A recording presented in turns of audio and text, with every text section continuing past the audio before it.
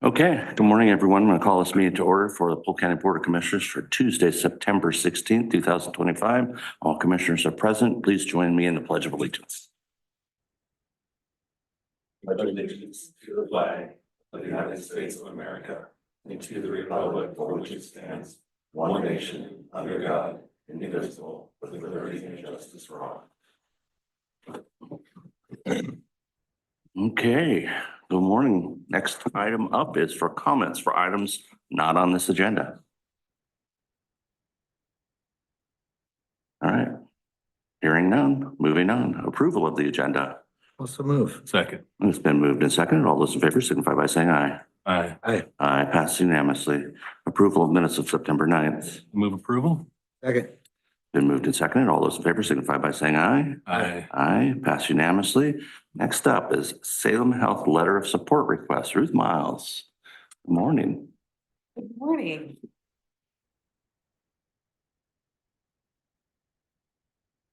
For the record, my name is Ruth Miles. I work at Salem Health Hospitals and Clinics in Government Relations. And I'm here today to respectfully request a letter of support from the Commission to Governor Kotek and Dr. Sajal Hathi, Director of the Oregon Health Authority. As you know, West Valley Hospital here in Dallas is a critical access hospital and a level 4 trauma center. It's been an integral part of Salem Health since 2002, but our partnership with the hospital goes back much further than that. Beginning next year, Salem Health plans to launch a multi-phase modernization and expansion of West Valley Hospital.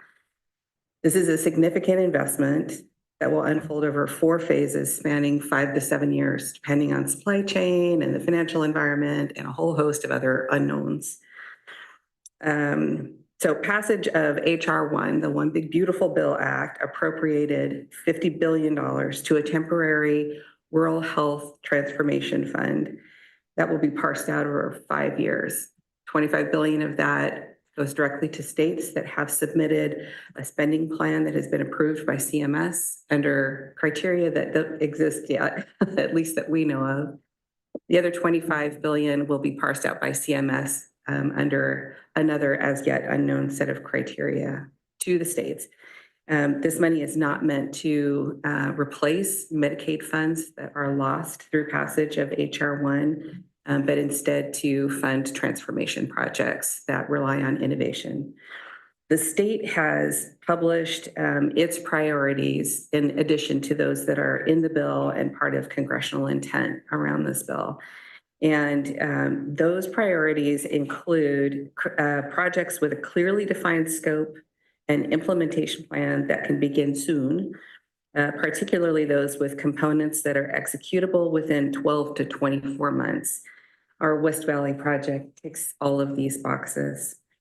And as you know, Polk County is one of Oregon's fastest growing regions.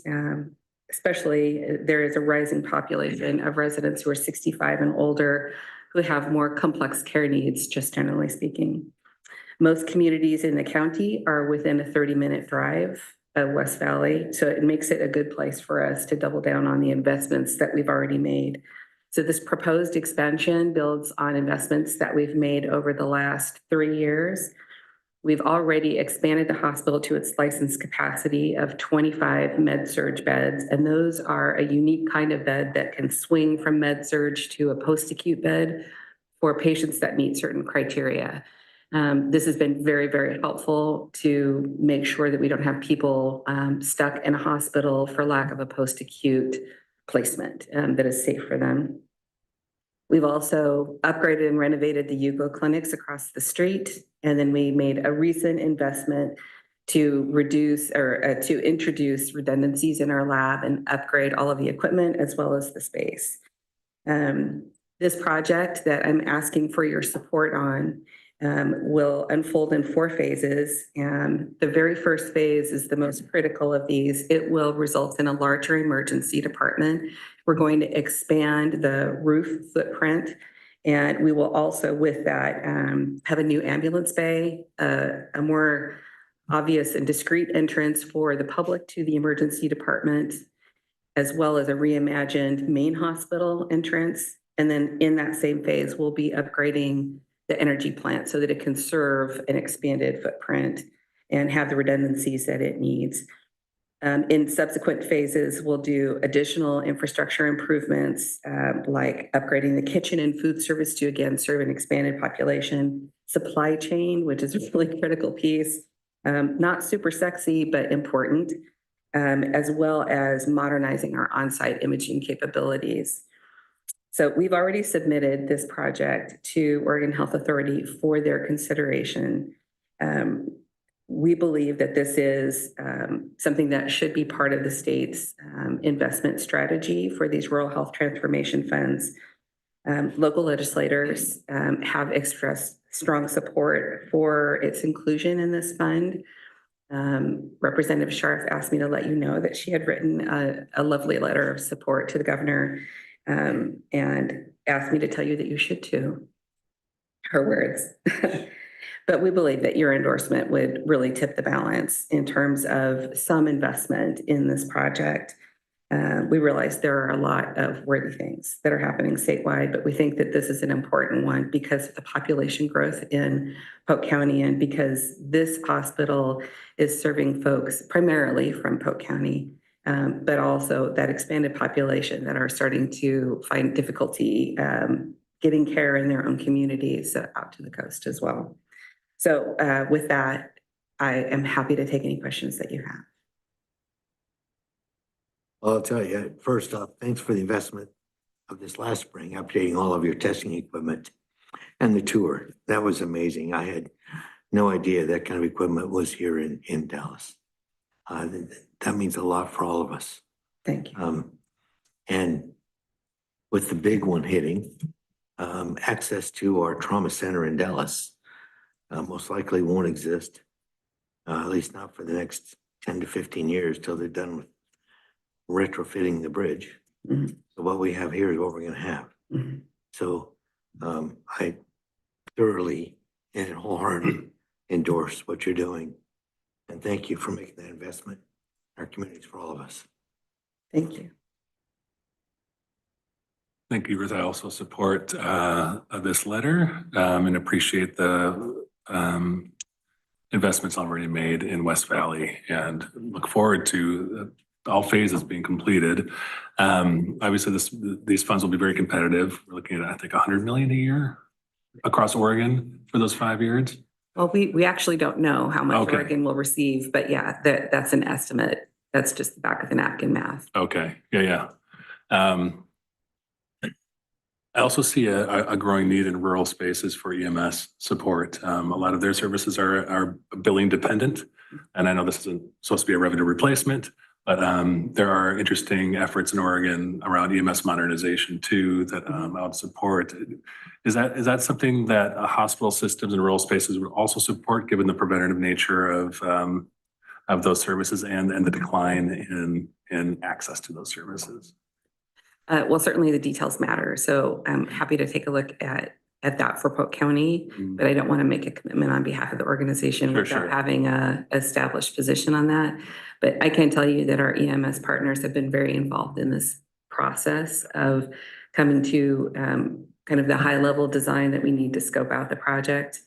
And there'll be an integral voice in how we get to the details of this. And there will be opportunities for the community as well to speak into this. And so I imagine that some of that may come up during those opportunities. Well, thanks so much. I would support. Hi, Ruth. So how much money are we applying for here? Do you have any sense of that at all? Well, I can tell you the investment that we're planning to make, assuming that we have financial ability to do that, is about 74.5 million for all phases. So that's what it looks like from this end. We, as you may recall, we did a fair amount of construction at our Salem Hospital campus during COVID that was planned before the pandemic. And we were able to come in on budget on that because our partners, our construction partners, had some really good advice for us. So I think that we, having learned from that, will take some similar approaches to try and control whatever supply chain issues or financial feasibility might come up. But our plan is to make this investment with or without funds from the state. However, our modeling for HR1 is downright scary. I just don't know how else to tell you this. And it's not really going to hit until 2027 in a significant way. We are already trying to prepare for that. This is part of that preparation. So this is scheduled to start next year, regardless of what happens with the state or the federal government. But it would give us a little bit more financial flexibility if the state decided to invest any money in this. So that's why I'm here to ask for your support. And just to be clear with you, we have pitched additional projects that serve rural residents but are not at this hospital. And I'm not asking for your support for those. This though, I think is and I might add, it's not just what I think, it's what the organization believes. This is an important investment to make in order to get to where we're serving for current capacity and have some room to grow with the region. And this, if you were successful in this grant, this would be all capital construction. So the amount that I quoted you is capital construction, but it is likely that we would hire additional staff to serve an expanded footprint. How do you sustain that after that money's gone? Well, the capital construction piece, No, I'm talking about the staffing part. right? Well, hopefully we'll be able to figure that out the way we've been figuring out the rest of it. I mean, as you know, the financial headwinds for hospitals have continued to grow. And I think we're heading into sort of gale force winds here. And so there will definitely be some buckle up, buttercup situations that we find ourselves in. Where could I see the plan for the phases? I can get you that. I can send you. Not publicly available yet. It's not posted anywhere that I'm aware of at this point, but I'm happy to send you a phase. And I can send it to Nicole and get it to all three of you. So yeah, it outlines the 4 phases. But again, these are subject to input from the community and our strategic partners, including the 3 of you and your staff, so that we're getting the details right, that we're meeting the needs that we think we're trying to meet, right? So we're not trying to do this in a vacuum. So the price may change as a result of that kind of input or supply chain, any number of things, tariffs. Okay. Yeah. Thanks so much. I have one more question that occurred to me during this. This might not be directly related to this project, but just curious in the organization's calculations, how the provider tax reductions, I think starting in 28, may offset any other Medicaid billing reductions. I know some of those funds are redistributed through the Hospital Association, but is there any sort of optimism there that that tax reduction would help offset other reductions? The Congress has said you can't use the tax to the provider tax in order to form part of the matching funds, or there's a reduction in that ability for the state. But the state has not said we're not going to charge the provider tax.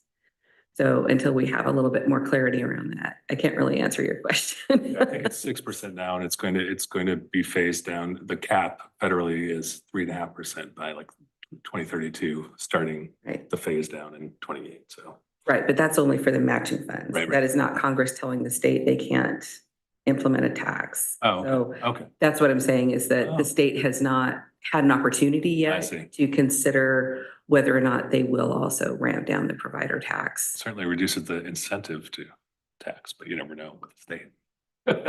Well, I appreciate that. I was just curious. Of course, it's a good question. Thank you very much, all 3 of you. I appreciate it, and your staff.